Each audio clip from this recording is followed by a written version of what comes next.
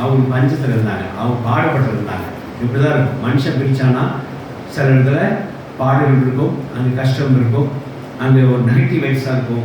ஒருத்தர் வளருவான், ஒருத்தர் செய்வான், ஒருத்தர் வந்து டவுனில் இருப்பான். இதை வச்சு கண்டுபிடிச்சலாம் மனுஷன் பிரிச்சுக்கான்னு சொல்லி. அதே வசனம் 50ஆம் அதிகாரம் 19-20 வாசிக்கலாம். அதே 50 20 21 19 வாசிங்க. நான் தேவனா? நீங்க எனக்கு தீமை செய்ய நினைச்சீங்க, நீங்க எனக்கு பிரிக்க நினைச்சீங்க. தேவனோ இப்போ நடந்து வரும்படி வெகு ஜனங்கள் உயிரோடு காக்கும்படி அது நன்மையாக எனக்கு புரிய பண்ண. ஹalleluya. நீங்க பிரிச்சு எடுத்தீங்க மனுஷ பிரகாரமாய், கர்த்தர் எனக்கு பெனிஃபிட் கொடுத்தார். இப்போ கர்த்தர் மறுபடியும் தலையிடுறார் நம்மளோட சேர்றதுக்கு. ஹalleluya. மனுஷனா ஒருத்தர் பிரிச்சான் அப்படின்னா நிச்சயமா ஒரு நாள் தேவன் தலையிட்டு அவங்களை சேர்த்து வைப்பா. ஹalleluya. ஹalleluya. வாசிக்கலாம். பயப்படாதீர்கள், பாத்தீங்களா? நான் உங்களுக்கு ஆறுதல் சொல்லி பட்சமா பேசினான். அவங்களோட என்ன செஞ்சாங்க? சேர்ந்துட்டாங்க. சோத்திரங்களை இந்த இடத்துல பாருங்க, மனுஷன் பிரிக்கிறதுனால என்ன உண்டாகுது பாருங்க. ஒரு அந்த வசனம் திருப்பி வாசிங்க, 20 வசனம் வாசிங்க.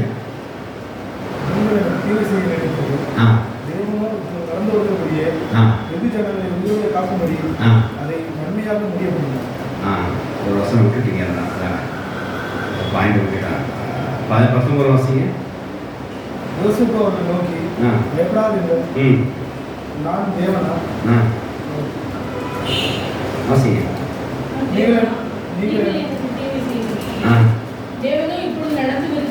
விசனம் உண்டாக வேண்டாம், சஞ்சலப்பட வேண்டாம். 2 வசனம் இருப்பாங்க. வேகமாக வாசிக்கிறீங்க சந்தத்தில்.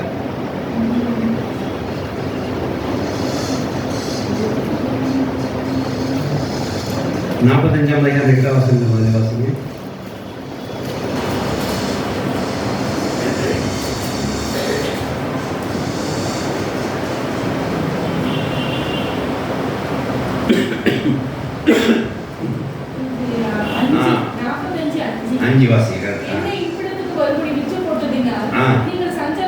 நீங்க சஞ்சலப்பட வேண்டாம். பாருங்க, மனுஷன் பிரிச்சாங்கன்னா அந்த பிரிச்ச மனுஷன் என்ன பண்ணுவான்? மனுஷன் தான் ஒரு ஆளை உறவுகளை பிரிக்கிறான்னா, மனுஷன் தான் ஒரு ரசிக்கப்பட்ட ஜனங்களை பிரிக்கிறான்னா, அவன் வாழ்க்கையில் என்ன உண்டாகும்? ஒரு பயம் உண்டாகும். இன்னொரு என்ன உண்டாகும்? சஞ்சலம் உண்டாகும். அடுத்தது விசனமும் உண்டாகும். சஞ்சலமும் பயமும் விசனமும் உண்டாகும். உங்களுக்கு விசனமாய் இருக்கவும் வேண்டாம், ஜீவரட்சையும் செய்யும்படிக்கு தேவன் என்னை உங்களுக்கு முன்னே அனுப்பினார். வாசிங்க. அடுத்தது, தேசத்தில் இப்போது 2 வருஷம் பஞ்சம் உண்டாயிருக்கிறது. இன்னும் 5 வருஷம் உழவும் அறுப்பும் இல்லாமல் பஞ்சம் இருக்கும்.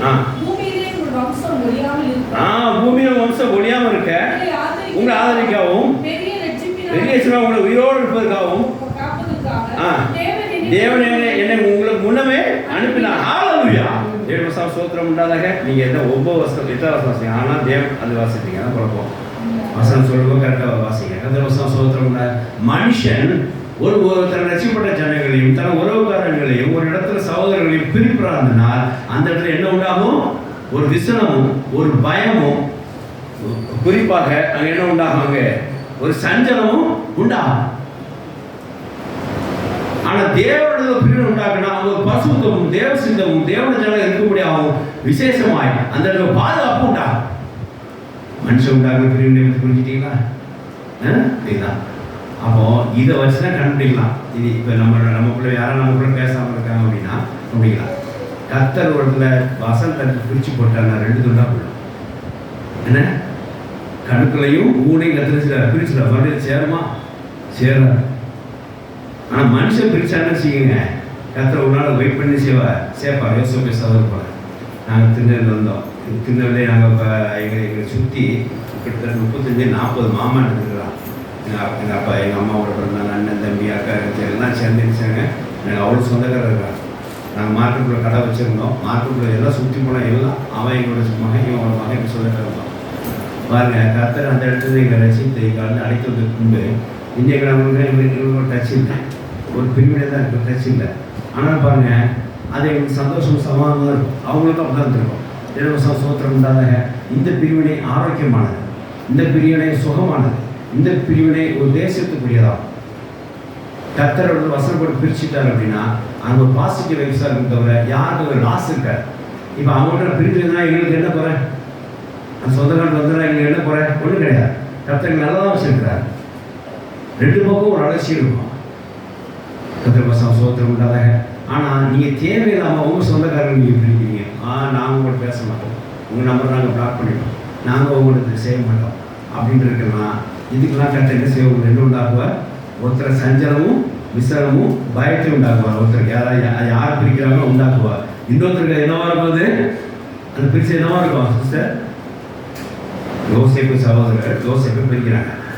இது மனுஷன் பிரிச்சுன்னு சொல்கிறார். எப்படின்னா ஒருத்தர் பாசிட்டிவ் ஒருத்தர் நெகட்டிவாக இருக்கான். அதை வச்சு கண்ணுச்சுற மாதிரி சொல்லுது. இதில் பாசிட்டிவாக இருந்தது யார்? யோசேப்பு. அவனுக்கு நன்மைக்காக கற்று மாற்றி கொடுத்தார். ஆனால் நெகட்டிவாக இருந்தது யார் பிரித்தாங்களோ அவங்களுக்கு. என்ன நெகட்டிவ் இருந்துச்சு அவங்களுக்கு? சஞ்சலமும் விசனமும் விசேஷமாய் பயமும் கலங்க வேண்டாம் என்று சொல்கிற அளவுக்கு ஒரு கலக்கமும் உண்டாயிருந்தது. உங்கள் உயிரோடு இருக்க முடியாத அப்படிங்கிறத கர்த்தர் வச்சிருக்கேன்னு சொல்லுவாங்க. அப்போ இது நல்லது இருந்ததுன்னா இது மனுஷன் பிரிச்சு தான். மனுஷன் பிரிச்சுன்னா அந்த பிரிச்ச மனுஷனுக்கு பயமும் விசனமும் சஞ்சலம் உண்டாகும். ஆனால் ஆப்போசிட் சைட்ல என்ன உண்டாகும்?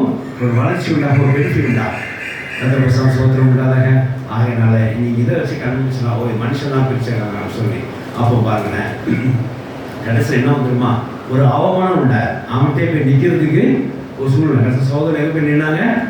யோசிப்பட்டு தான். அதான் நம்ம யோசிக்க 50வது வாசித்தோம். அவன்கிட்டே போனோம், பிரச்சனையை பெற்றுக்கொள்ள அவன்கிட்டே போனோம் அப்படிங்கிற சூழ்நிலை உண்டாது. ஆகையினால இது என்ன உண்டாக பாருங்க, ஒரு மனுஷன் தன் உறவுக்குள்ள ஒரு பிரிவு உண்டாக்குதான். இனி என் மூஞ்சில் முடிக்காத, இனி நம்ம என்கிட்ட பேசாத, உன் நம்பர் பிளாக் பண்ணுவேன், என் வீட்டுக்கு வராத, உன் நல்ல கிட்ட நான் வர மாட்டேன், நீ வர வேண்டாம் அப்படி மனுஷன் பிரிச்சானா ஒன்றும் பயப்படாதீங்க.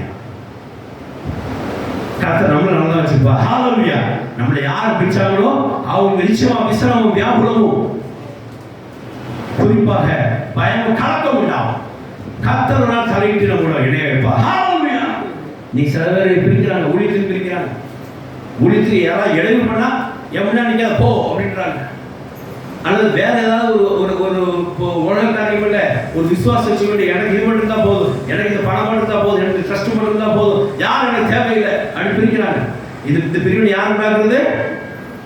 மனுஷனுக்கு உருவாக்குறான். இது தேவன் உண்டாக்குற பிரிவினை அல்ல. நிச்சயமா அந்த இடத்துல ஒரு நாள் அவர்களுக்கு விசிரமும் வியாக்குலமும் கலக்கம் உண்டாகும். அன்னைக்கு மறுபடியும் தேவன் தலையிட்டு மறுபடியும் ஒன்றாகிடுவா.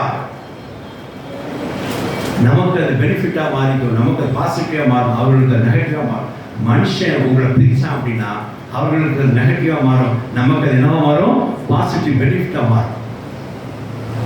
நீங்க எதாவது ஜோம் பண்ணா கர்த்தர் உங்களுக்கு ஒரு வேலை என்ன செய்யணும்? 2 பேரையும் சேர்த்து வைக்கலாம். இதுதான் நம்ம செய்யணும். சொத்து உண்டா? நீங்க அப்படிதான். நமக்கு சொத்து இருக்கா, நமக்கு ஒரு கவர்மெண்ட் வேலையை உடனே அக்கா ஒதுக்குறான், உடனே தம்பி அக்கா நல்லா இருக்காங்களா உடனே தம்பியை ஒதுக்குறான். தம்பி கடன்பட்டு கஷ்டப்பட்டு யாரும் ஆதரவு அனாதரம் இருக்கிறான், அவங்களை பார்க்க இவங்க என்ன செய்யல, மனசு வரல, அவங்க தைரியமா பிரிக்கிறாங்க. எப்படி பிரிக்காங்க தெரியுமா? எப்படி தேவன் ஒரு பட்டயத்தை அனுப்பி ஒரு வார்த்தை அனுப்பி ஒரு மனசுக்குள்ள பிரிவினை உண்டாக்கி ஒரு பசுத்தம் ஒரு தேசத்தை உண்டாக்குனாரோ, ஆனா இவங்க அதே வார்த்தையினால பிரிக்கிறாங்க. ஆனா எந்த வார்த்தை பிரிக்கிறாங்க தெரியுமா? மனுஷனோட வார்த்தை எப்படி கண்டுபிடிக்கிறது? மனுஷன் வார்த்தை தேவன் வார்த்தை எப்படி பிடிக்கிறோமா? மனுஷனோட வார்த்தை நாம் என்ன செய்யணுமோ கொளுத்தும், தேவனோட வார்த்தை பிரிக்கும், பிரிச்சு 2 பேரும் வளர செய்யும். ஆனா இவங்க என்ன செய்யுது? மனுஷனோட வார்த்தை ஒரு வார்த்தையை சொல்லிதான் பிரிக்கிறாங்க. ஆனா என்ன செய்யும்? அது வந்து கொளுத்தும்.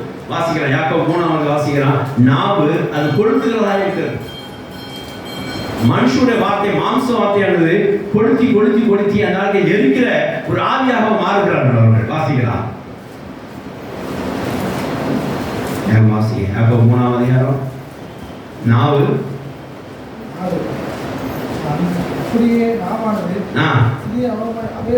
சிறிய அவயமா, நாவான சிறிய அவயமா இருந்தோம். சிறிய நெருப்பு எவ்வளவு பெரிய காட்டை கொடுத்துகிறது, சிறிய நெருப்பு எவ்வளவு பெரிய காட்டை கொடுத்துகிறது. நாவும் நெருப்புதான், நாவும் நெருப்புதான். ஹல்லேலூயா. மனுஷனுடைய மாம்சிக வார்த்தையானது ஒரு நெருப்பு போல செயல்படுது, ஆனா தேவனுடைய வார்த்தையானது ஒரு பட்டயம் போல செயல்படுது. ஹல்லேலூயா. அந்த பட்டயம் என்ன செய்யும்? பரிசுத்தத்தையும் பரிசுத்தம் இல்லாத பிரிக்கும். தேவன ஜனம் தேவஜனம் இல்லாதவர்கள் பிரிக்கும், ரட்சிக்கப்பட்ட ஜனம் ரட்சிப்பில்லாத ஜனம் பிரிக்கும், கணக்களையும் ஊனையும் பிரிக்கும், யோசனையும் எண்ணங்களும் வகையா இருக்கும். இப்படி ஒரு நல்ல காரியம் பாசிட்டிவா செய்யும். ஆனா மனுஷனுடைய நாவானது அவனுடைய வார்த்தையானது கொளுத்துக்கிறாய் எரிகிற நெருப்பு மூலமா இருக்கு. அது என்ன செய்யும்? ஆளை முடிச்சிடும். வாசிக்கலாம், அதை வாசி முடிச்சிடலாம். அது அநீதி நிறைந்த உலகம். அது அநீதி இருந்ததா இருக்கு. வாசிக்கலாம். நம்முடைய அவைகளின் நாவானது முழு சரீரத்தையும் கரைப்படுத்தி ஆயுள் சக்கரத்தை கொளுத்து விடுவதாயும் நரக அக்கினியினாலும் கொளுத்து விடுவதாயும் இருக்கிறோம். அப்படி என்ன தெரியுமா? இப்ப சூசைட் அட்டாக்.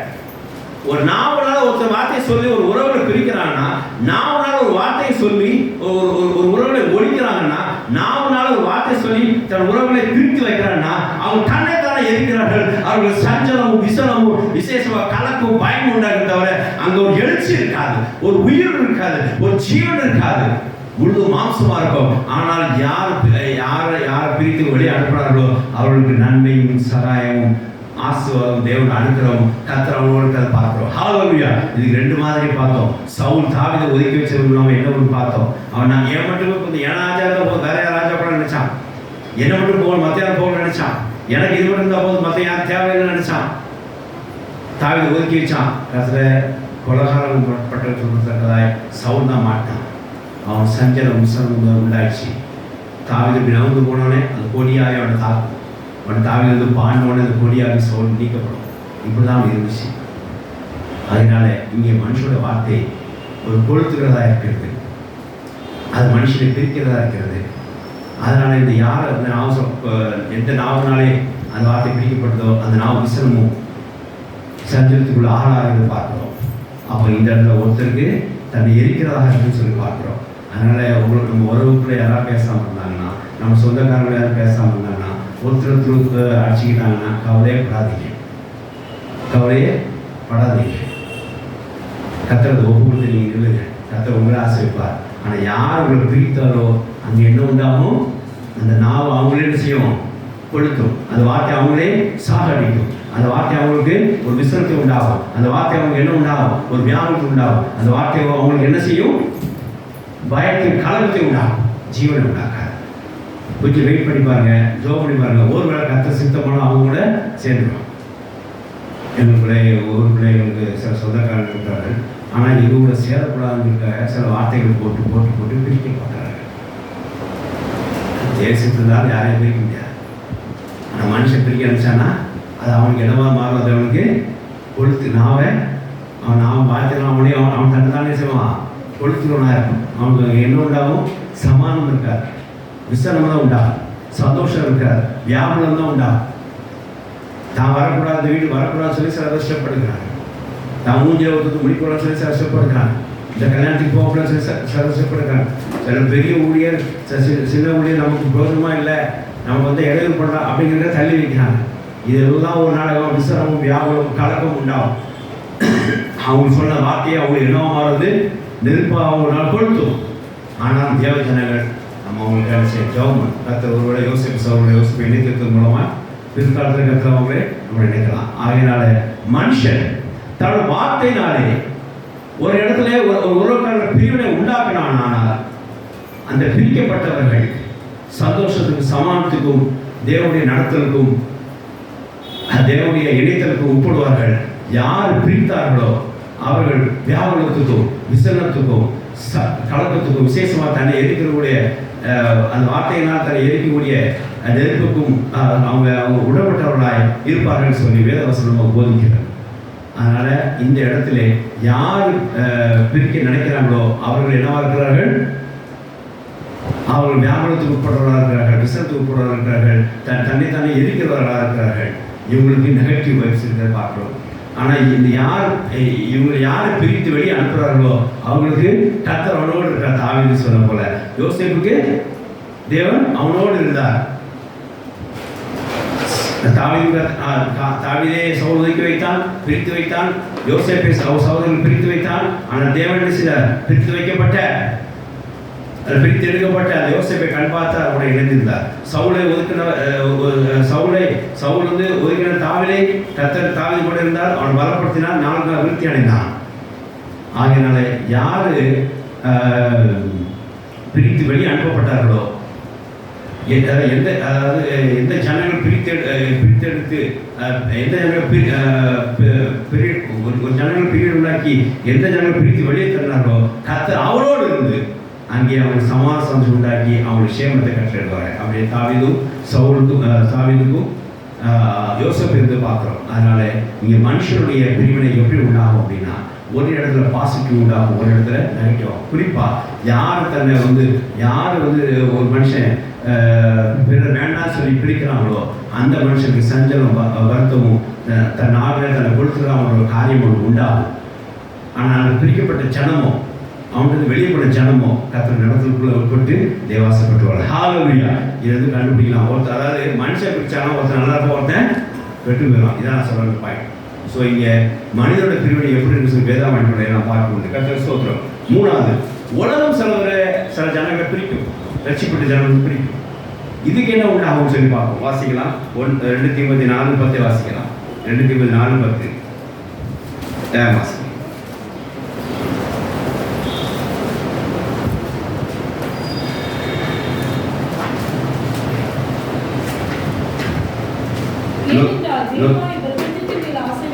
தேமா இப்பிரபஞ்சத்தின் மேல் ஆசை வைத்தான். எதுக்கு மேல? எங்க ஆசை வச்சான்?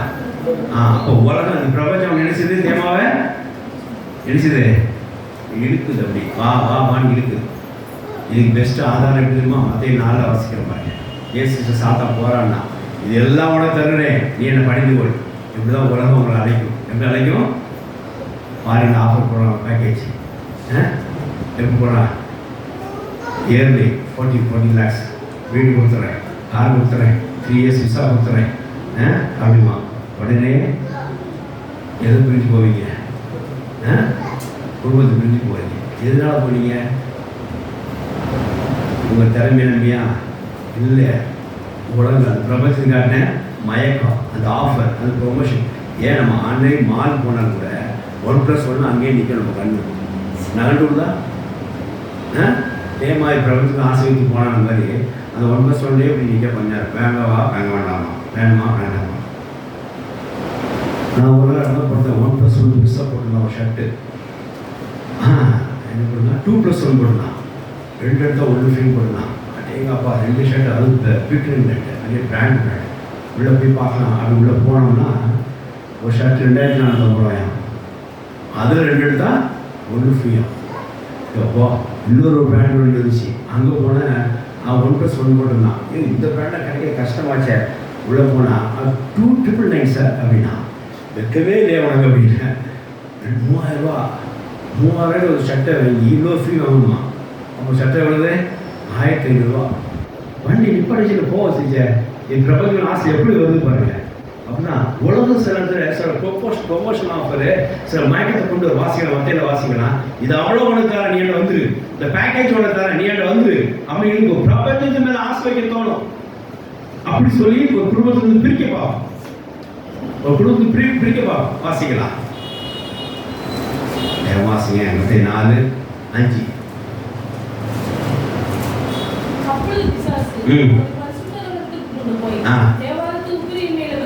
நிறுத்தி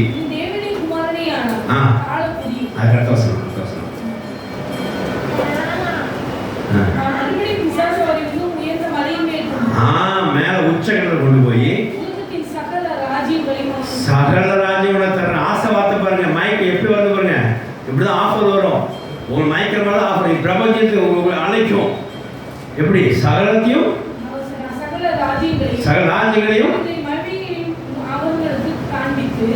மகிமையை அவர் காண்பித்து சாஸ்திரமாய் விழுந்து என்னை பணிந்துகொள், இவையெல்லாம் அவனுக்கு தருவேன். ஒரு போஸ்ட் கொடுத்து இந்த போஸ்ட்ல வா அப்படின்னு மயக்கும். ஒரு தலைவர் போஸ்ட் கொடுத்து நீங்க வாங்கிக்கணும். இதுதான் நிச்சயம். உலகம் உங்களை மயக்குது. இந்த ஆசவார்த்தை கட்டு மயக்கி எங்க ஒன்று பிரிச்சு தெரியுமா? ரசம் எங்கிருந்து பிரிக்குது? குடும்பத்தை விட்டு பிரிக்குது, சொந்தக்காரை விட்டு பிரிக்குது, சபையை விட்டு பிரிக்குது, ரசிப்பட ஜனங்களை விட்டு பிரிக்குது. எது பிரிக்குது? இப்போ மாம்சமான, அதாவது உலகத்துல பிரபஞ்சத்தின் வார்த்தைகள் பிரிக்குது, மயக்கமான வார்த்தைகள் பிரிக்குது. அதுக்கு ஒப்பு ஃபாரின்ல போகிறோம், பேக்கேஜ் ஆஃபர் பண்ணலாம். அந்த பேக்கேஜை பார்த்தாலே என்ன செய்கிறாங்க, இவ்வளோ தராங்க 3 இயர்ஸா விசா வந்துடுறா, உடனே என்ன செஞ்சுறாங்க, ஓகேன்னு சொல்லி குடும்பத்தை பிரிஞ்சு போயிடுறாங்க. அந்த உலகத்தின் மயக்கம் அவங்களை இருக்குது. இந்த பிரிவினை என்ன உண்டாக்குது தெரியுமா? பிரபஞ்சம் உங்களுக்கு மத்தியில் பிரிவினை உண்டாக்குது. ஒரு வார்த்தை, மயக்கத்தை வார்த்தையினால், ஒரு ஆஃபர் மூலமாய் ஒரு பிரிவினை உண்டாக்குதுன்னா அந்த பிரிவினை என்ன உண்டாக்குது தெரியுமா? பெனிஃபிட் வராது, டெஸ்ட்ராய், சேதாரத்தை உண்டாகும்.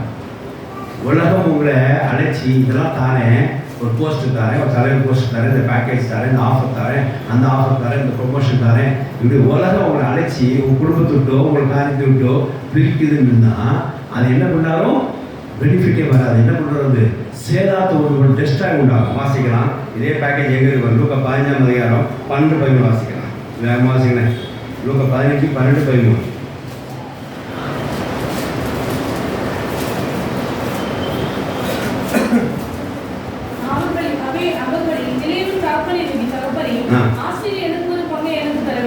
ஆசிரியை எனக்கு கூட பங்கு எனக்கு கொடுத்துடணும். அந்தபடி அவன் அவர்களுக்கு ஆசிரியை பங்கிட்டு கொடுத்தான். சில நாளைக்கு பின்பு இறைவன் எல்லாவற்றையும் சேர்த்துக்கொண்டு தூரதேசத்துக்கு புறப்பட்டு ஃபாரின் போனான். போச்சா, உலக மயத்தில் வச்சுட்டா இருக்குது. என்னது, இந்த பணத்தை எடுத்து ஷேரில் போட்ட அப்படியாகவும் அதில் போட்ட அப்படியாகவும் சொல்லி எப்படியா அவங்கள இருக்குது.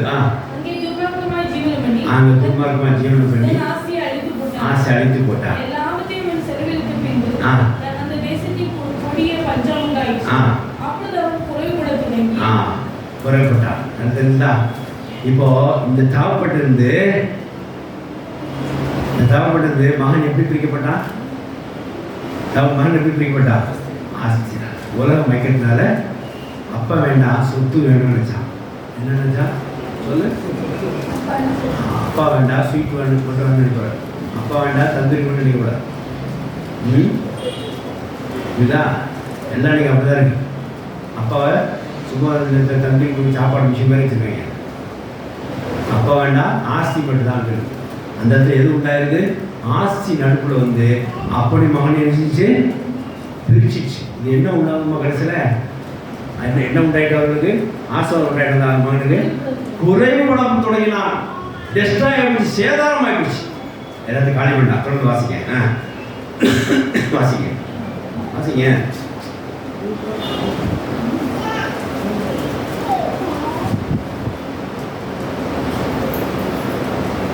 யாருக்கு வாசிக்க மனசு இல்லையா?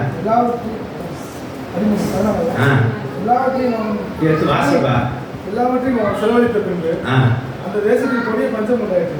அப்பொழுது அவன் குறைவுபட தொடங்கி அந்த தேசத்தின் குடிகளில் ஒருவனிடத்தில் போய் ஒட்டிக் கொண்டான்.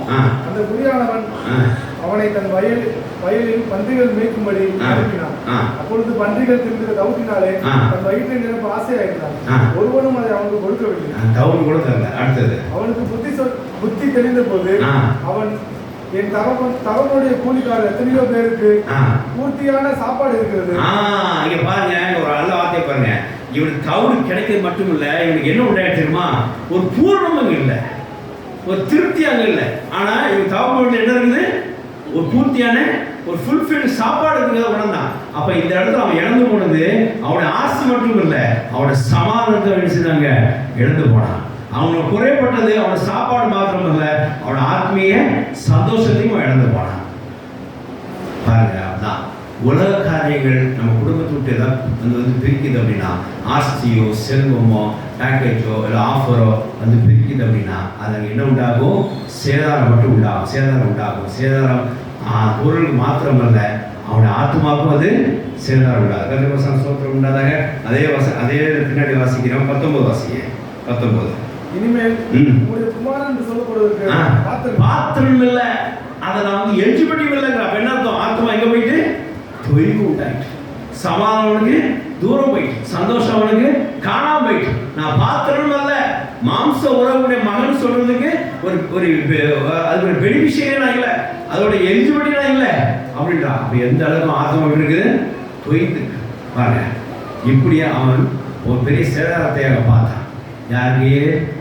உலக ஆஸ்தி மூலமா தகப்பன் மகனுக்கும் பெரிய வந்த விதமாய் பார்த்து தேவன் சோத்திரம் உண்டாக தேமாய் பிரபஞ்சம் ஆசை வைத்து போயிட்டான். அப்படி இந்த கெட்ட குமாரும் தவப்பு மேலே சொத்தை ஆசை வைத்து தவப்போடு பிரிந்து போனான். கடைசி என்ன வச்சிருமா? அவன் மனதிற்கு வந்து இந்த இடத்துல மனதிற்கு வந்தால் தான் உண்டு. இயேசு ரட்சகர் அவருக்கு கிரியை செய்தால் தான் உண்டு. இயேசு ரட்சகர் அவன் ஏற்றுக்கொண்டாதான் அந்த இடத்துல விடுதலை மாதிரி உள்ள வர முடியும். அவன் பாவமன்னிப்பு கண்டு அவர் செய்தான். கர்த்தர் பெரிய ரெஃபரன்ஸ் கொடுத்தார். அந்த கெட்டவன் மறுபடியும் தற்காப்போட இணைந்தார். ஹல்லேலூயா. தேவனுக்கு ஸ்தோத்திரம் உண்டாதாக. ஆகையினாலே இங்கே வேதாந்த அடிப்படையிலே 3 விதமான பிரிவினை பார்க்கிறோம். எல்லாம் புரிஞ்சா சிஸ்டர்? எல்லாம் புரியுதா? வேதாந்த அடிப்படையிலே நம்ம இதோட சொந்த அபிப்பிராயம் இல்லை, கர்த்தர் கொடுத்த வார்த்தை தான். 3 பிரிவு வேதாந்த அடிப்படையில் பார்க்குறோம். 1, தேவன் மனுஷனுக்குள்ளே உண்டாக்குற பிரிவினையை பார்க்கிறோம். இது எதுக்காக அப்படின்னு பார்த்தோம். இது பரிசுத்தத்தை உண்டாக்கும்படியாக, ஒரு வளர்ச்சியை உண்டாக்கும்படியாக, தேவசத்தை செய்யும்படியாக, ஒரு பாதுகாப்பு உண்டாக்கும்படியாக, தன்னோட ஜனங்கள் இருக்கும்படியாக தேவன் அப்படி செய்யறத தவிர வேறு எந்த தப்பான நோக்கு தரல அப்படின்றது உறுதியாயிடுச்சு. இதில் என்ன பெனிஃபிட்னா, இதில் 2 பேரும் பிரிக்கப்பட்ட 2 பேரும் பெனிஃபிட்டாக இருப்பாங்க. ஒரு பாசிட்டிவ் வைப்பாங்க இருக்கும். கர்த்தர் வார்த்தையை கொண்டு இந்த காரியத்தை இப்படி செய்கிறார். இது முதலாவது வேதத்தை அடிப்படையில் தேவனோட பிரிவினை மூலமாக உள்ள விளக்கத்தை பார்க்கிறோம். அடுத்தது அதே வேதாம் அடிப்படையிலே மனுஷன் உண்டாக்குற பிரிவினை என்னன்னு சொல்லி பார்க்கிறோம். மனுஷன் என்ன பண்ணுவான்? தன்னோட சுயநலத்துக்காக தான் மட்டும் இருந்தால் போதும் நினைச்சதுனால, தான் மட்டும் நல்லா இருக்க நினைச்சதுக்காக, தான் மட்டும் ஆட்சி அமைக்கணும், தான் மட்டும் ஒரு சுதந்திரம் பெற வேண்டும், தான் மட்டும் ஒரு ஆளுகை செய்ய வேண்டும் என்கிறது குறித்தமாய் அங்கே என்ன செய்யறான்? ஒருத்தர் ஒரு மனுஷனே பிரிக்கிறான். அதில் பொறாமை கொண்டு ஒருத்தர் பிரிக்கிறான், தன் வார்த்தைகளால் பிரிக்கிறான். அந்த வார்த்தையை அவனை எரிக்கிறது, அவன் விசனமும் ஒரு கலக்கத்தையும் ஒரு வியாபாரம் உண்டாக்குறது. ஆனால் எந்த மனுஷனை பிரித்து தூர வீசினானோ அந்த மனுஷன் கர்த்தரோட செயல்படுறதை பார்க்கிறோம். ஹல்லேலூயா.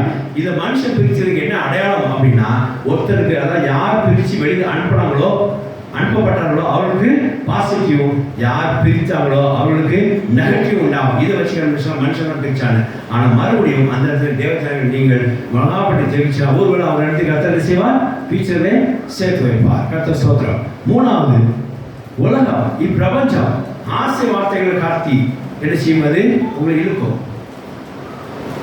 இந்த வார்த்தை அதாவது தேவனோட வார்த்தையை பட்டயமா இருக்கிறது.